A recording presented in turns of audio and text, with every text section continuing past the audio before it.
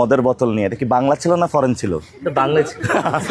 আচ্ছা আচ্ছা, এই বাংলা মদ নিয়ে যে দৌড়ছিল, এটা কারে দৌড়ছিল? বেসিক্যালি বিষয়টা হচ্ছে পিলারে আমি জাস্ট আমার এক জুনিয়র দিয়ে হেঁটে যাচ্ছিলাম, তারপর পিলারের মাঝখান দিয়ে দেখি যে মানে একটা লাইট জ্বলতেছে, তাকাইলাম, দেখি যে লোকটা হাসে আমার দিকে।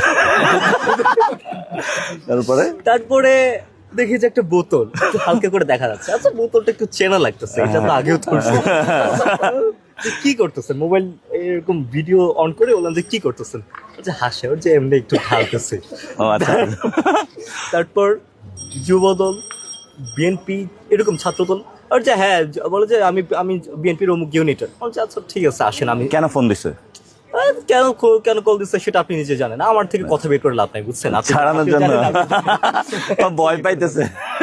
ভয় তো পাইতেই হবে, অনেক কষ্ট করে আছি না ক্যাম্পাসে, এখন যদি আমার 2-3 বছর যদি অনার্স মাস্টার্স যদি শেষ করতে না কেন, পারি, কে কষ্ট দিচ্ছে? আহা কে কষ্ট দিবে বলো? প্রেমিকা নাকি অন্য কেউ? আপনি জানেন না, আপনি তো উত্তর, আপনি উত্তর যেটা আমি উত্তর জানি না, আমি উত্তর জানি না, তুমি যেটা বলো। শুনতে চান ওটা।